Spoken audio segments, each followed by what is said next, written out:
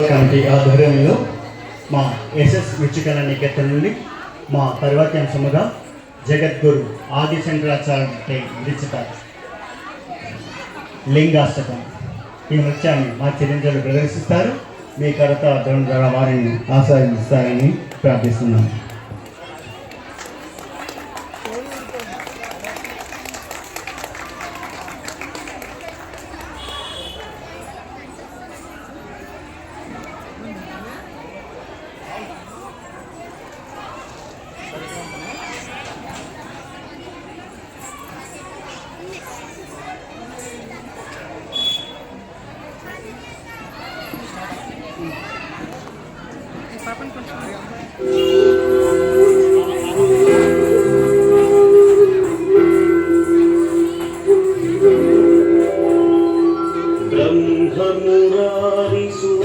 ब्रह्ममुरारिसुरार्चितलिङ्गं निर्मलभासितशोभितलिङ्गम् जन्मजदुःखविनाशकलिङ्गं तत्प्रणमामि सदा शिवलिङ्गम् देवमुनिप्रवरार्चितलिङ्गं कामदहनकरुणाकरलिङ्गम् रावणदर्पविनाशकलिङ्गं तत्प्रणमामि सदा शिवलिङ्गम्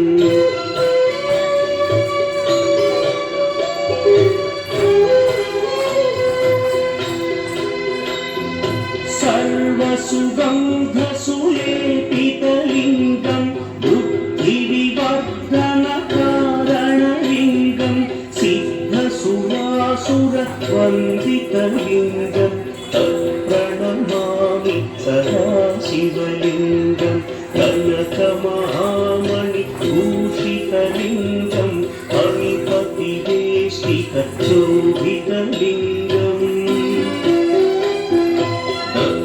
सुयज्ञविनाशनलिङ्गं तत्प्रणमामि सदा शिवलिङ्गम्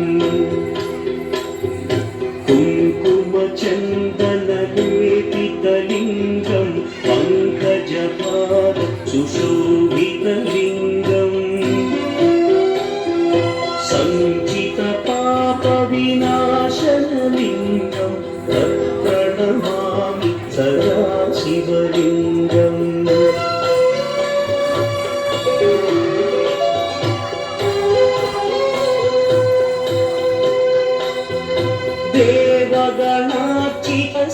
देवगणार्चितसेवितलिङ्गं भावैर्भक्तिभिरेव च लिङ्गं दिनकरकोटिप्रभाकरलिङ्गं तत्प्रणमामि सदा शिवलिङ्गम् अष्टदलोपरिवेष्टितलिङ्गं सर्वसमुद्भवकारणलिङ्गम्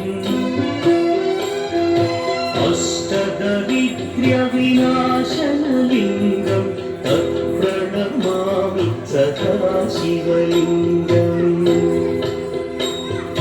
सुरगुरुसुरवरपूजितलिङ्गं सुरवनपुष्पसदार्चितलिङ्गम् परमपरं परमात्मकलिङ्गं तत्प्रणमामि सदा शिवलिङ्गम् लिङ्गाष्टकमिदं पुण्यं यः पठेच्छिवसन्निधौ शिवलोकमवाप्नोति शिवेन सह मोदते।